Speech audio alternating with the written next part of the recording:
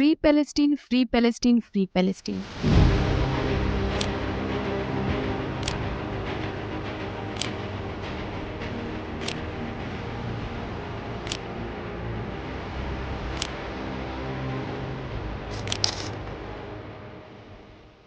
आजकल हर किसी की जुबान पर बस यही सुनने को मिल रहा है कि पैलेस्टीन को फ्री किया जाए।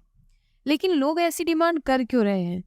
ये समझने के लिए हमें पीछे का इतिहास समझना पड़ेगा और इन सब के पीछे की वजह जाननी होगी।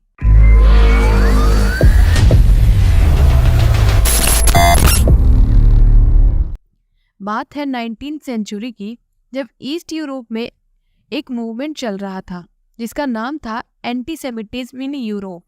इस दौरान यूरोप में ज्यूइश लोगों के खिलाफ काफ़ी नफरत बढ़ी हुई थी और उन्हें वहाँ काफ़ी प्रताड़ित किया जा रहा था और ज्यूइश लोगों को काफ़ी संख्या में मारा जाने लगा।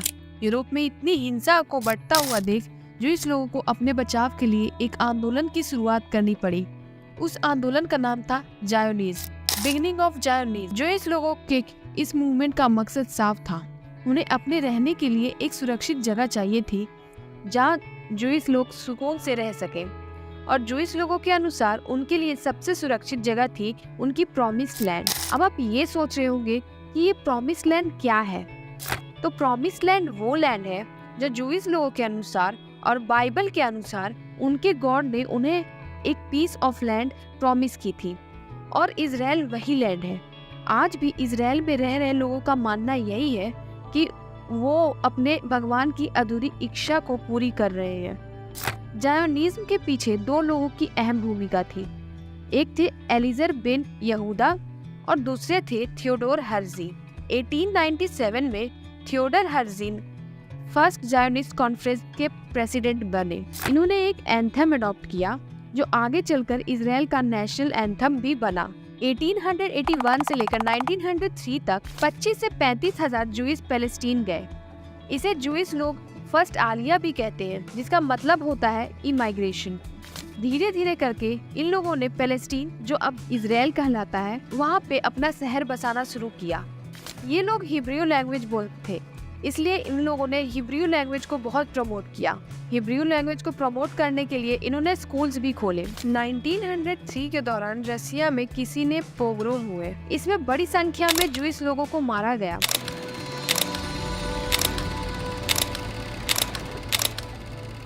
अपनी जान बचाने के लिए फिर से बड़ी संख्या में ज्यूइश लोग, लगभग 40,000 ज्यूइश रसिया से पैलेस्टीन गए। इसे सेकंड आलिया भी कहते हैं।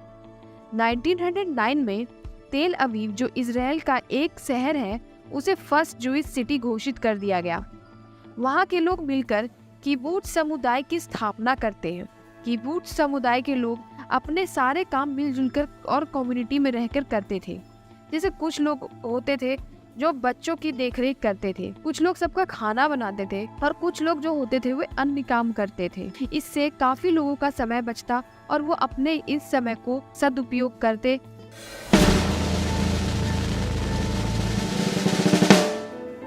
नाइनटीन 1917 में फर्स्ट वर्ल्ड वॉर के दौरान आर्थर बल्फोर, जो कि एक फॉरेन सेक्रेटरी थे, उन्होंने ब्रिटिश ज्यूइश कम्युनिटी के लीडर को लेटर लिखा कि ज्यूइश लोगों को भी पैलेस्टीन में रहने दिया जाए और उनका भी शहर हो।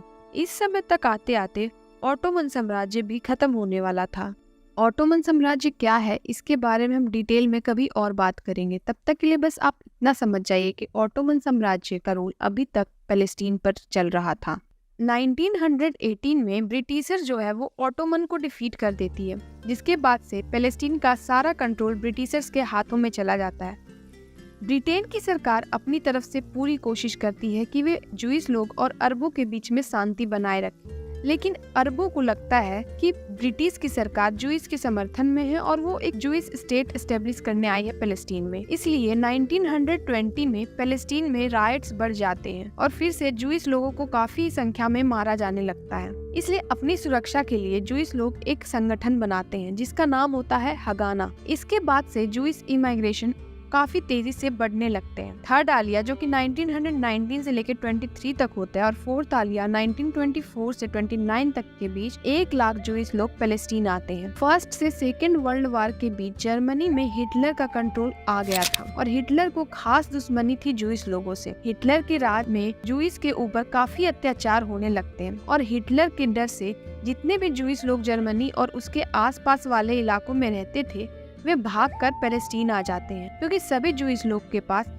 एकमात्र यही जगह थी जहां वे सुरक्षित रह सकते हैं। इसे फिफ्थ आलिया कहते हैं। इस दौरान 2.5 लाख जूइश पीपल पैलेस्टीन आते हैं। इस समय पर पैलेस्टीन में जूइश लोगों की आबादी अरबों से कम थी, लेकिन आज के समय में अरबों की आबादी 19% है और जूइश लोगों की आबादी 75 से 76% हो गई है। 1936 से 1939 तक आते आते अरब के लोगों को ये लगने लग गया था कि अब पैलेस्टीन जूइश लोगों का राज्य बन जाएगा। इसलिए 1936 में अरब रिवॉल्ट्स होते हैं, जिसमें हजारों की संख्या में लोग मारे जाते हैं, जिसमें अरब, जूइश और ब्रिटेन के लोग शामिल होते हैं। पैलेस्टीन में इतने राइट्स को देखकर ब्रिटेन की सरकार टेंशन में आ जाती है और 1939 में एक व्हाइट पेपर जारी करती है, जिसमें जूइश लोगों के इमाइग्रेशन पर रोक लगा दी जाती है। अब 1940 से 1941 के बीच जर्मनी और पोलैंड जैसे देशों में 60 लाख जूइश लोगों को मारा जाने का प्लान था और 1939 में ही ब्रिटेन ने इमाइग्रेशन पर रोक लगा दी। इसलिए जूइश लोग इलीगल तरीके से अपने लोगों का इमाइग्रेशन करवाने लगते हैं, जिसे आलिया बेट भी कहते हैं। इसके चलते ब्रिटेन की सरकार की समस्या और बढ़ जाती है। अब इसी बीच 1939 से 1945 के बीच सेकेंड वर्ल्ड वार होना था।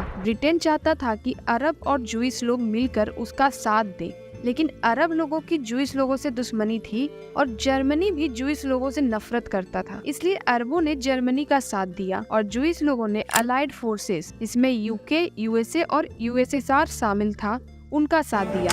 इस युद्ध में 2 लाख जूइश लोग मारे जाते हैं केवल यूएसएसआर की आर्मी में। जूइश लोगों का ये बलिदान सफल होता है और सेकेंड वर्ल्ड वॉर में अलाइड फोर्सेस जीत जाती है। अब जाहिर सी बात थी कि यूके, यूएसएसआर और यूएसए जूइश लोगों का साथ देते। 1922 तक पैलेस्टीन में 11% जूइश लोगों की आबादी होती है, जो 1945 तक आते आते 11% से बढ़कर 31% हो जाती है। सेकेंड वर्ल्ड वॉर के बाद से काफी चीजें बदल गई। इस समय बहुत बड़ी संख्या में जूइश लोगों को इलीगल तरीके से पैलेस्टीन लाया गया।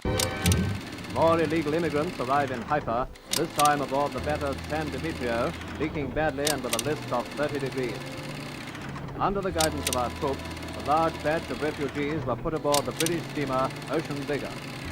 क्योंकि ब्रिटेन पहले ही व्हाइट पेपर जारी कर चुका था और जूइश लोगों के इमाइग्रेशन पर रोक लगा चुका था, इसलिए जूइश लोग ब्रिटिश की सरकार से काफी नाराज थे। वे ब्रिटिश की सरकार से बदला लेने के लिए एक संगठन का निर्माण करते हैं, जिसका नाम होता है इरगुन।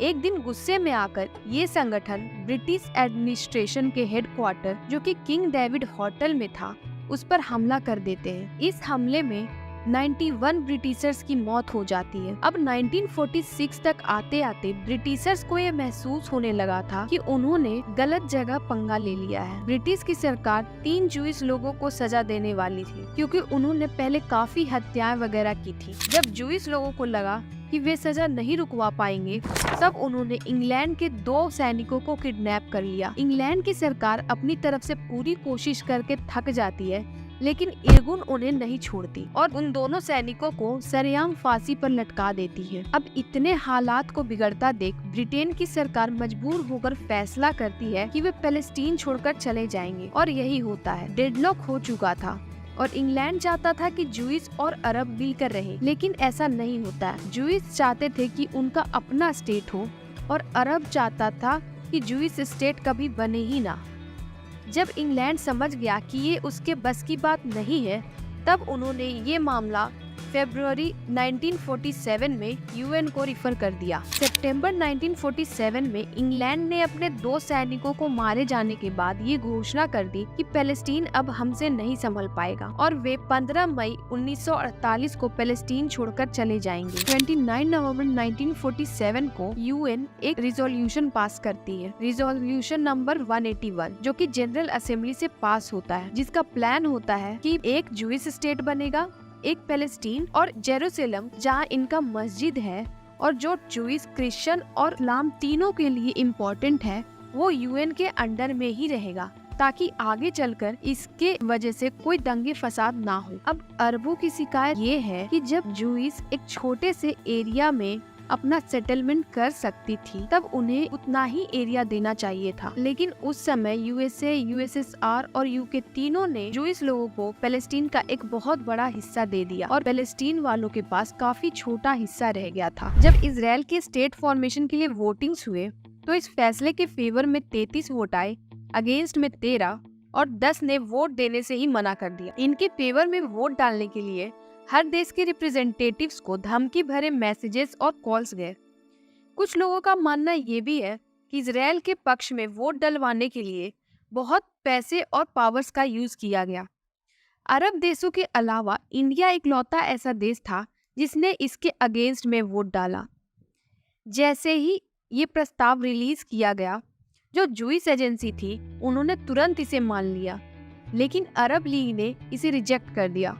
इसके अगले ही दिन से वहाँ दंगे फसाद होने शुरू हो गए। हालात बिल्कुल सिविल वॉर जैसे हो गए थे। एक दिन पहले 14 मई 1948 को जब इंग्लैंड देश छोड़कर जाने वाला था, उसी समय डेविड बेन गुरियन ने, जो हेड थे जूइश एजेंसी के, उन्होंने इजराइल राज्य की स्थापना कर दी। डेविड बेन गुरियन ही इजराइल के पहले प्रधानमंत्री भी बने। अब जैसे ही इन्होंने इजराइल को स्टेट डिक्लेयर किया तब यूएसएसआर और यूएसए ने इन्हें तुरंत मान्यता दे दी। इनके साथ साथ बाकी के भी देश ने और भारत ने भी इन्हें मान्यता दे दी। कुछ देश ऐसे भी थे जिन्होंने आज तक इजराइल को मान्यता प्रदान नहीं की है, जैसे पाकिस्तान और अफगानिस्तान। जैसे ही इजराइल स्टेट फॉर्म होता है उसी दिन 15 मई 1948 से वॉर स्टार्ट हो जाता है। इजराइल पर इजिप्ट, सीरिया, जॉर्डन और इराक मिलकर हमला कर देते हैं। इस हमले में इनका साथ बाकी के अरब देश भी करते हैं, जैसे Saudi Arabia, Yemen, Sudan, Morocco, और इजराइल के पास भी यूएसए और यूएसएसआर का सपोर्ट होता है। ये वॉर पूरे 1 साल चलती है और इसमें इजराइल जीत जाता है और फिर पैलेस्टीन के कुछ और हिस्से इजराइल के कब्जे में आ जाते हैं और अब इजराइल के पास पैलेस्टीन का 60% हिस्सा होता है। अपने कुछ हिस्से बाकी स्टेट्स के हाथों में चले जाते हैं, जैसे जॉर्डन ने कैप्चर कर लिया West Bank and east Jerusalem को। इजिप्ट ने गाजा स्ट्राइप पर अपना कब्जा कर लिया। तो इस तरह से इजराइल ने पैलेस्टीन के ज्यादातर हिस्सों पे अपना कब्जा कर लिया और आज भी वो पैलेस्टीन के बचे हुए कुछ हिस्सों पर अपना कब्जा करना चाहता है। और अरब लोग चाहते हैं कि जूइश लोग पैलेस्टीन छोड़कर चले जाए और पैलेस्टीन को पूरी तरह से फ्री कर दे।